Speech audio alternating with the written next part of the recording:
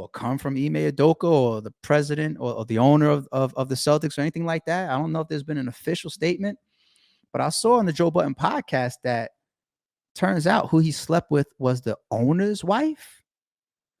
Wow.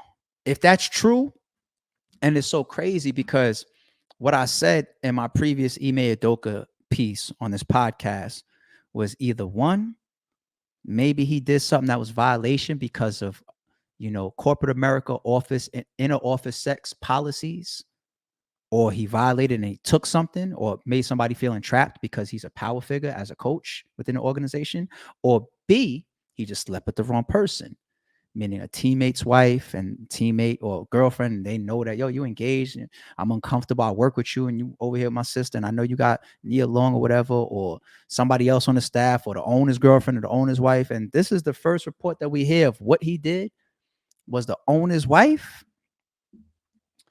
That right there, it's indefensible for multiple reasons. But the main reason is a man's restraint. Let me speak to the fellas. We've done some stupid shit for a piece of ass in our lifetimes. A lot of stupid things for a piece. I have. I've done some things where it's just like, really, you drove all the way there, like, or you told all them lies. You know what I'm saying? Like we men and women probably got the same stories and did some wild shit for dick. You know what I'm saying? Like, we human, but damn, where's a man's restraint to understand? Like, once again, I not only do I have Nia Long, I'm already in a nice situation, but I have access to all these other women, not just because I'm the coach of the Celtics, but I'm a handsome man or man, period. There's somebody out there for everybody. You could be an ugly man. You know what I'm saying? Like, you go get a piece of ass anywhere. You go buy some if it's that fucking crucial. You know what I'm saying? It's like, damn. Of all the people, the owner's wife, that's who you go for? That right there is where I say, once again, where's your restraint? And I gotta have that type of feeling because I've walked in those shoes before. I know people will try to separate personal relationships versus, I don't really know him like that. I don't care about him like that. That's not my brother. That's not my family. That's not my close friend. It's still circumstantial because they say never shit where you eat, right?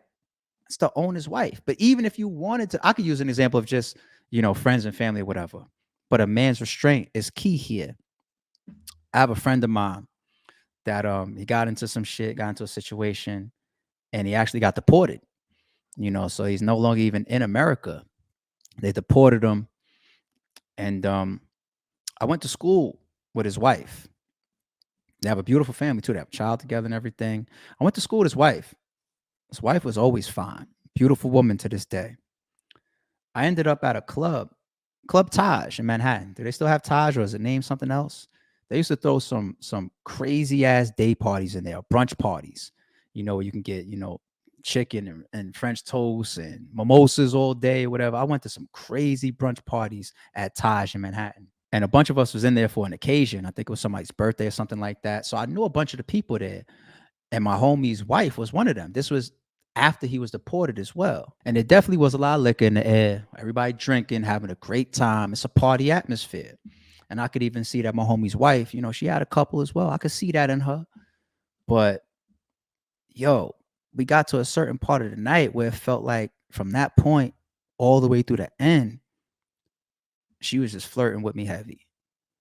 And I've been around women my whole life. I've been dating since 4th grade. I've been in and out of a million relationships since 4th grade.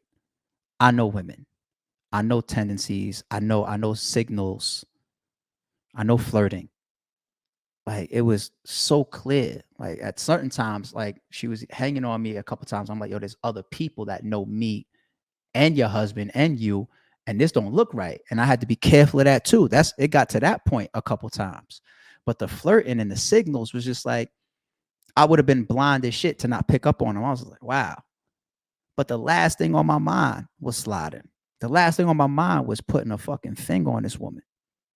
The last thing. That's the type of restraint you got to have, because who you sleep with or who you deal with needs to still be circumstantial based on if you know somebody that's behind this woman, or if you shitting, possibly going to end up shitting where you eat.